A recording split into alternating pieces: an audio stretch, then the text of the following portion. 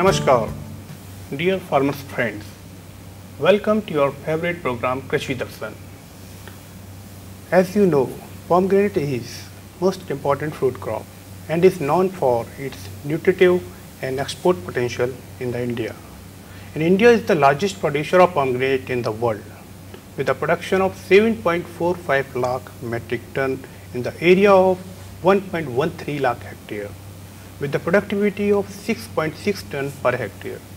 The productivity of pomegranate is very low because the farmers are growing this crop in barren land and dry areas without the adoption of any scientific method of crop cultivation. There is possibility to double the productivity of pomegranate by the adoption of scientific method of crop cultivation.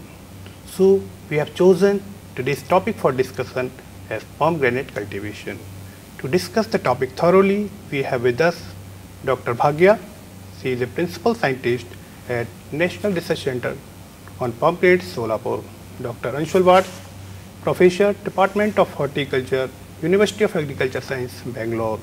Dr. Anuj, he is a senior scientist at Central Arid Zone Research Institute, Jodhpur. Dr. Arun Rathis, he is a head Division of Post-Harvest Technology, Indian Institute of Horticulture Research, Bangalore. Dr. Amritlal Meena is the Director, Indian Grassland and Fodder Research Institute, Jhansi. Dr. Vilasini is the Principal Scientist at National Center for Arid Horticulture. Dr. Antosh Pariya is the Principal Scientist at National Center for Integrated Pest Management. And Dr. Aruna Bimro, she is a Senior Scientist at National Center for Agriculture Economics and Policy Research, New Delhi. Dear farmers, as you know, pomegranate is very important crop. So let us discuss our expert about the importance of pomegranate. Dr. Bhagya, could you explain what is the importance of pomegranate for the farmers? Yes, Dr. Anu.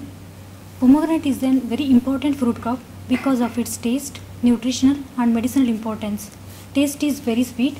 Coming to the nutritional value, it is a rich source of energy, carbohydrates, dietary fiber, vitamin C, riboflavin, protein, sugar, iron, calcium, and also it is zero cholesterol in nature. So it is also having a very good medicinal importance.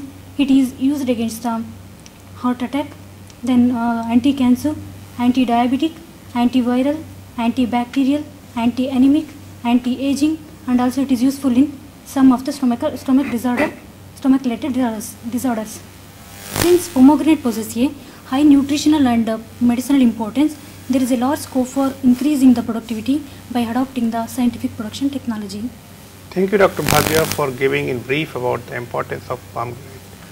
Let us ask our expert, Dr. Amrit.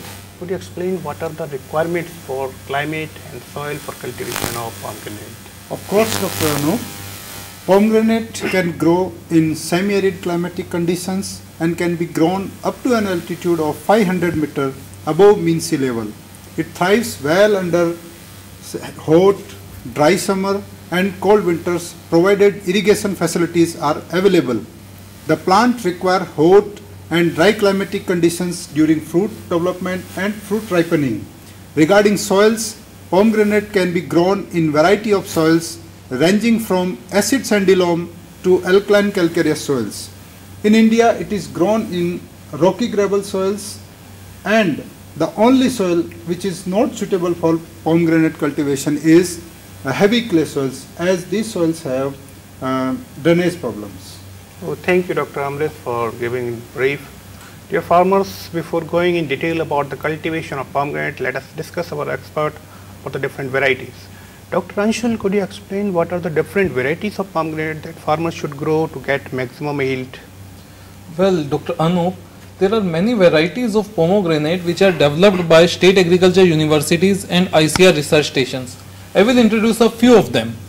Bhagwa and Ganesh are two important varieties of pomegranate which is suitable for growing in Maharashtra, Karnataka, Andhra Pradesh, Himachal Pradesh and Uttar Pradesh.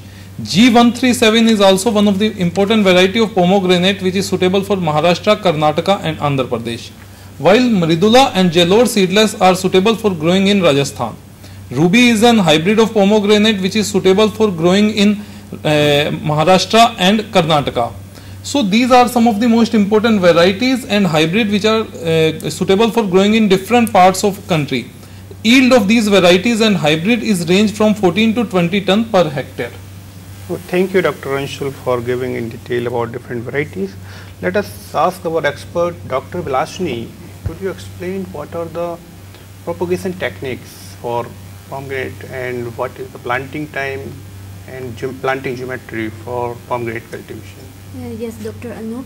Pomegranate is vegetatively propagated through cutting or ear layering, and ear layering is done during the spring season, that is February to March, and also in the winter, that is November to December.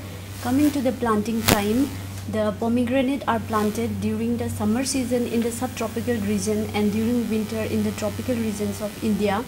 High density planting with a spacing of 2.5 by 4.5 meter gives 22 times more yield than the ordinary spacing of 5 by 5 meter. And nowadays, Dr. Anup, high density planting is becoming very popular among the farmers of India. Thank you, Dr. Vilashni, for giving in detail about the planting method and planting geometry, and much emphasis. Dear farmers or experts is giving much emphasis on high density planting by which you can get maximum yield. Let us discuss our another expert with the cultivation practice. Dr. Anush, could you explain what are the cultivation practices which nutrient management, irrigation management and pruning to our viewers?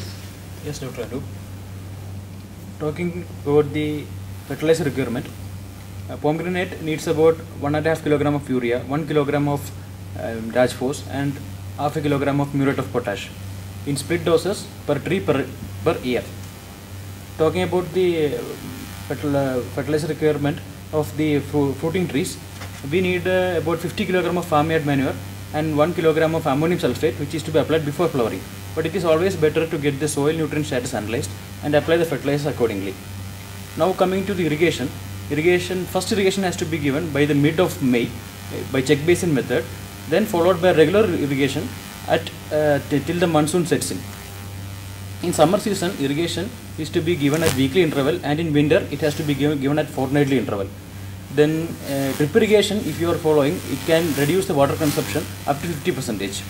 Now talking about the training, multi-stem training reduces pest and disease, so it is recommended. So pruning is only needed to reduce the cross branches, the ground suckers and the water shoots.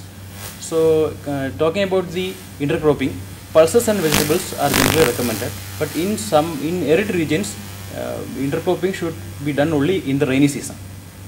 Thank you, Dr. Anuj, for giving in brief about the different cultivation practice for pomegranate. Let us discuss our expert regarding different diseases and pests, which is deer farmers, insect pests and diseases which cause severe loss to pomegranate crop. Let us discuss. Dr. Antush, could you explain what are the important diseases and insects which cause maximum loss to pomegranate crop and how they can be managed? Well, Dr. Anup, there are many diseases which cause severe damage to pomegranate cultivation in India. Some of the major diseases are bacterial blight, fruit rot caused by molds, and some of the fruit spots which is caused by Sarcosporia as well as the alternaria species. All these diseases cause a severe loss to the pomegranate cultivation. Coming to the management of these diseases, disease-free seedlings should be selected, then 3 to 4 times spraying of dithane M45, 0.25% Captain or 1% Botox mixture should be sprayed before pruning. Along with these diseases, some of the pests also cause huge economic loss. Some of the common pests are pomegranate butterfly, leaf-footed bug, mealybugs are important. Coming to the management of these pests, imidacloprid and thiamethoxam also it can be used, and some of the other pesticides like chloroentranilipole and indoxacarb also can be used.